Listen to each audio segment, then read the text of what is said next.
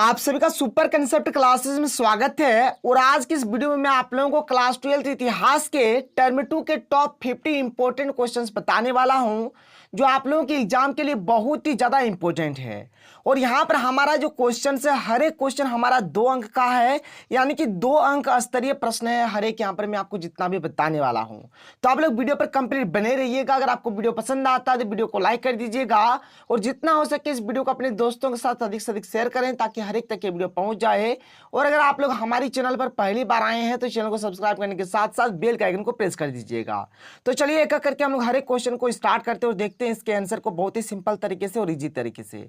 तो हमारे पास जो सबसे पहला प्रश्न है, क्या है कि भारत में मुगल साम्राज्य का संस्थापक कौन था? तो याद रखिएगा कौन था, तो बाबर था। बाबर, ठीक है, कोई प्रॉब्लम नहीं है। 2 अंक वाला जितना भी क्वेश्चन है, हर एक क्वेश्चन हमारा 2 अंक वाला है, और हर एक क्वेश्चन टर्म 2 का है। टर्म 1 का आज एक भी क्वेश्चन नहीं है, और कुल मिलाकर यहाँ पर 50 क्वेश्चन है। और इसके बाद और एक वीडियो आने वाला है जहां पर मैं आपको और 50 या फिर 70 क्वेश्चन बताऊंगा। चलिए क्वेश्चन नंबर 2 देख लेते हैं। क्वेश्चन नंबर 2 हमारे पास क्या है कि बाबरनामा ग्रंथ किसने लिखा था? तो जो बाबरनामा ग्रंथ है, यह बाबर ने ही लिखा था, ठीक है। क्वेश्चन नंबर 3 है कि हुमायूं नामा की रचना किसने की? तो गुलबदन बेगम ने। किसने? गुलबदन बेगम ने क्या था। क्वेश्चन नंबर 4 क्या है, देख लीजिए कि अकबरनामा की रचना किसने की? तो अकबरनामा की रचना अबुल फजल ने की है। अकबरनामा में हमारा 3 भाग है, ठीक है। भाग नंबर 1, भाग नंबर 2 और भाग नंबर 3। भाग 1 और जो भाग 2 है, इसमें हमारा इतिहास है, और भाग 3 में हमारा आइन ए अकबरी है। तो आइन ए अकबरी का रचना किसने किया है? तो अबुल फजल ने क्या है, याद रखिएगा। और जो हमारा आइन ए अकबरी है, उसमें आगे चलकर और आपको 5 भाग देखने को मिलेगा। ये सब चीज आप लोग याद रखिएगा, बहुत ही ज्यादा इंपॉर्टेंट है। आगे चलिए क्वेश्चन नंबर 5 देखिए, क्या है कि तुजुक ए जहांगीरों की रचना किसने की? ठीक है, तो तुजुक ए जहांगीर जो है, इसकी रचना क्या है? जहांगीर ने। किसने क्या है? जहांगीर ने। ये कुछ नहीं है, ठीक है, इसको मैं आपको आगे बताता हूँ। ये कुछ भी नहीं है सर, ठीक है सर। बादशाहनामा वाला मैं आपको आगे समझाता हूँ। मतलब पहले तो आप इस बात को ध्यान रखिए कि तुजुक ए जहांगीर की रचना किसने की। किसने क्या था? तो जहांगीर ने क्या था। कोई प्रॉब्लम नहीं है, बात क्लियर हो गया, समझ में आ रहा है कि तुजुक के जहांगीरों की रचना किसने की? तो जहांगीर ने की। अब चलिए आगे आइए, क्वेश्चन नंबर 6 देख लेते हैं। क्वेश्चन नंबर 6 अब देखिए क्या है कि बादशाहनामा किसने लिखा? तो बादशाहनामा किसने लिखा था? तो अब्दुल हमीद लाहौरी ने लिखा था। किसने? अब्दुल हमीद लाहौरी ने लिखा था, ठीक है। आगे चलिए क्वेश्चन नंबर 7 देख लेते हैं। क्या है कि बाबर ने 1526 ईस्वी में पानीपत के प्रथम युद्ध में किसको पराजित किया था? किसको पराजित किया था? तो इब्राहिम लोदी को पराजित किया था। इसका आंसर हो जाएगा इब्राहिम लोदी। क्वेश्चन नंबर 8 क्या है, देख लीजिए कि 16 मार्च 1527 ईस्वी को खानवा के युद्ध में बाबर ने किसको पराजित किया था? तो राणा संगा को पराजित किया था। राणा संगा इसका आंसर हो जाएगा। क्वेश्चन नंबर 9 क्या है कि अकबर का शासनकाल कब से कब तक था? ठीक है, तो अकबर का जो शासनकाल था 1556 ईस्वी से 1605 ईस्वी तक था। और ये आपका कुछ नहीं है यहाँ पर, ठीक है, ये आपका कुछ नहीं है। इसका ये जो क्वेश्चन होगा, इसको मैं आपको नीचे बताता हूँ, ठीक है। ये वाला कुछ नहीं है, मतलब यहाँ पर ये क्वेश्चन आप देखिए कि अकबर का शासनकाल कब से कब तक था। तो अकबर का जो शासनकाल था कब से कब तक था? तो 1556 ईस्वी से 1605 ईस्वी तक था। बहुत ही इंपॉर्टेंट और महत्वपूर्ण प्रश्न है, ठीक है। अकबर का जो शासनकाल था कब से शुरू हुआ था, कब तक चला था? 1556 से शुरू होकर 1605 तक चला था। और ये वाला क्वेश्चन सर यहाँ पर कुछ नहीं था, इसको मैं आपको आगे समझाता हूँ, देख लीजिए। अगला जो प्रश्न है क्वेश्चन नंबर 10, यहाँ पर क्या है कि पानीपत के द्वितीय युद्ध कब, द्वितीय युद्ध का वर्ष क्या था? जो पानीपत का द्वितीय युद्ध जो हुआ था कब हुआ था? तो 1556 को हुआ था, याद रखिएगा। और पानीपत का जो तृतीय युद्ध हुआ था, जो तीसरा वाला युद्ध हुआ था, 1761 को हुआ था, याद रखिएगा। दोनों क्वेश्चन फटाफट नोट करिए, बहुत ही इंपॉर्टेंट क्वेश्चन है। क्वेश्चन नंबर 12 क्या देख लीजिए कि मुगल कालीन चित्रकला किसके काल में चरमोत्कर्ष पर पहुंची? तो ये हो जाएगा आपका जहांगीर। इसका सही आंसर हो जाएगा, आप लोग देख सकते हैं क्या हो जाएगा, इसका सही आंसर जहांगीर हो जाएगा।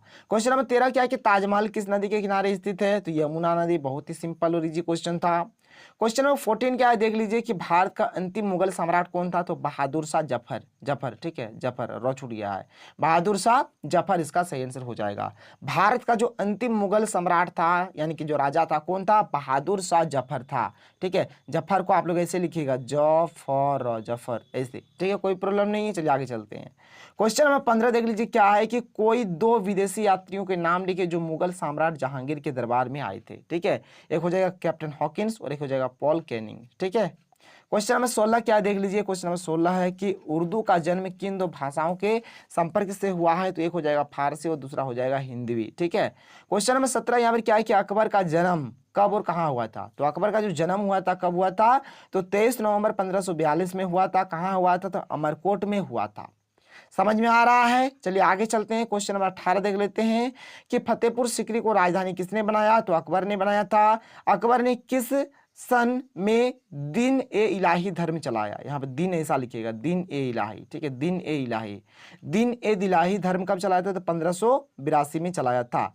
दिन ए इलाही ऐसे लिखना सर, दिन ए इलाही। ठीक है, तो अकबर ने दिन ए इलाही धर्म कब चलाया था, तो 1582 में चलाया था। क्वेश्चन नंबर 20 यहाँ पर क्या है देख लीजिए कि भारत में सुलह एक कुल की नीति का प्रतिपादन किसने किया, तो ये क्या था आपका अकबर ने, अकबर लिख दीजिएगा। क्वेश्चन नंबर 21 क्या है देख लीजिए, क्वेश्चन नंबर 21 है हमारे पास कि तंबाकू का सेवन सर्वप्रथम किस मुगल सम्राट ने किया, तो अकबर ने किया था। और किस मुगल सम्राट ने तंबाकू के उपयोग पर प्रतिबंध लगाया था, तो ये हो जाएगा आपका जहांगीर। देखिए शुरू किया अकबर ने और बंद किया जहांगीर ने, कोई दिक्कत नहीं है। क्वेश्चन नंबर 23 देखिए, रामचरितमानस के लेखक तुलसीदास किसके समकालीन थे, तो अकबर के समकालीन थे। ठीक है। क्वेश्चन नंबर 24 क्या है कि कोरोमंडल तट के व्यापारी क्या कहलाते थे, तो कोरोमंडल तट के जो व्यापारी थे उसको हम लोग बोला जाता है चेट्टी। क्या बोला जाता है, चेट्टी। चड्डी नहीं बोल दीजिएगा, चेट्टी है। ठीक है, आगे चलिए। क्वेश्चन नंबर 25 क्या है देख लीजिए, क्वेश्चन नंबर 25 है किस मुगल शासक ने हिंदुओं पर से जजिया कर हटाया था, तो अकबर ने हटाया था। क्वेश्चन नंबर 26 क्या है कि जजिया किससे लिया जाता था, जो जजिया कर था वह किससे लिया जाता था, तो जिम्मियों से। और जिम्मी किसको बोला जाता है, देख लीजिए यहाँ पर मैंने क्वेश्चन लिख दिया है कि जिम्मी से आप क्या समझते हैं, देख लीजिए जिम्मी से आप क्या समझते हैं। तो मुस्लिम शासन में गैर मुस्लिम प्रजा को जिम्मी कहा जाता था, जो मुसलमान नहीं थे जैसे कि हिंदू सिख ईसाई ये सब जो थे उन लोगों को जिम्मी कहा जाता था। उनके धार्मिक अधिकारों पर कुछ पाबंदियां होती थी, उनसे जजिया कर वसूला जाता था। क्लियर हो गया। क्वेश्चन नंबर 28 देखिए क्या है कि भारत में किस यूरोपीय वाणिज्यिक कंपनी ने सर्वप्रथम अपना ठिकाना बनाया, तो पुर्तगाली इसका सही आंसर हो जाएगा। क्वेश्चन नंबर 29 क्या है देख सकते हैं आप लोग यहाँ पर कि ब्रिटिश इंडिया कंपनी की स्थापना कब हुई, तो 1600 ईस्वी में हुआ था। बहुत ही इजी क्वेश्चन था। क्वेश्चन नंबर 30 क्या है कि किस युद्ध में विजय के पश्चात ईस्ट इंडिया कंपनी ने बंगाल बिहार एवं उड़ीसा के दीवानी अधिकार प्राप्त कर लिए, तो बक्सर का जो युद्ध हुआ था उसी टाइम। ठीक है। क्वेश्चन नंबर 31 क्या है देख लीजिए, क्वेश्चन नंबर 31 है कि ईस्ट इंडिया कंपनी को बंगाल बिहार उड़ीसा की दीवानी कब प्राप्त हुई, तो यह प्राप्त हुआ था 1765 को। कब, 1765 को। क्वेश्चन नंबर 32 क्या है देख लीजिए कि कार्नवालिस कोड कब बना, तो 1775 को बना था कार्नवालिस कोड। क्वेश्चन नंबर 33 है कि स्थायी बंदोबस्त बंगाल और बिहार में किसके द्वारा लागू की गई, तो लॉर्ड कार्नवालिस के द्वारा लागू किया गया था। क्वेश्चन नंबर 33 क्या है कि स्थायी बंदोबस्त सबसे पहले किस प्रांत में लागू की गई थी, आपका बंगाल में सबसे पहले लागू हुआ था। क्वेश्चन नंबर 34 देखिए कि स्थायी बंदोबस्त में भूमि का स्वामी होता है, कौन होता है, तो जमींदार होता है। ठीक है, जमींदार होता है, याद रखिएगा। क्वेश्चन नंबर 35 के राजस्व एकत्रित करने वाला अधिकारी कौन होता है, यहाँ पर आपको बताना है, तो इसका भी सही आंसर हो जाएगा जमींदार। क्वेश्चन नंबर 36 है कि स्थायी बंदोबस्त कब और कहाँ लागू किया गया, तो इसका सही आंसर हो जाएगा स्थायी बंदोबस्त 1793 ईस्वी में बंगाल में लागू किया गया था। कहाँ लागू किया गया था, बंगाल में लागू किया गया था, कोई प्रॉब्लम नहीं होना चाहिए।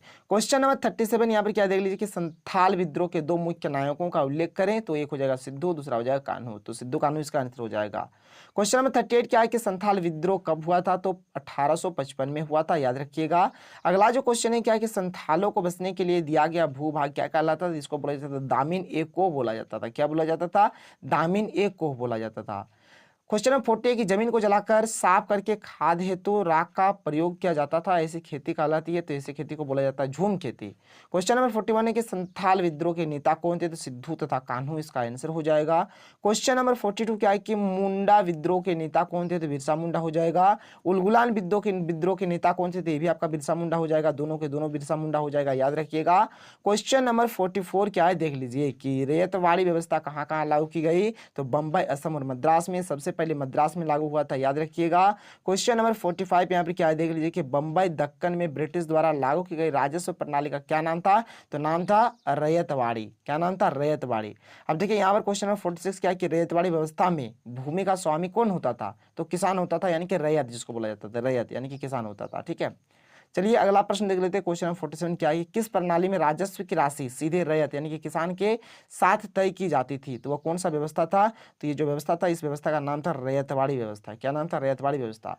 क्वेश्चन नंबर 48 क्या है कि दक्कन दंगा आयोग कब गठित हुआ? तो 1875 में दक्कन दंगा आयोग मतलब जो गठित हुआ था। क्वेश्चन नंबर 49 क्या है कि किस सरकारी रिपोर्ट से भारत की कृषक जनजातियों की स्थिति का पता चलता है? तो इसका उत्तर हो जाएगा बुकानन की रिपोर्ट, 5वीं रिपोर्ट, दक्कन दंगा आयोग रिपोर्ट। तो यहाँ पर सर मैंने आपको बताया 49 तक। लास्ट क्वेश्चन देख लीजिए, क्वेश्चन नंबर 50 हमारे पास क्या है, किस रिपोर्ट का संबंध भारत में ईस्ट इंडिया कंपनी के क्रियाकलापों से है? तो ये हो जाएगा 5वीं रिपोर्ट। तो यहाँ पर मैंने आपको टोटल मिलाकर 50 क्वेश्चंस बताया और हर एक क्वेश्चन अपने आप में बहुत ही ज्यादा इंपॉर्टेंट है।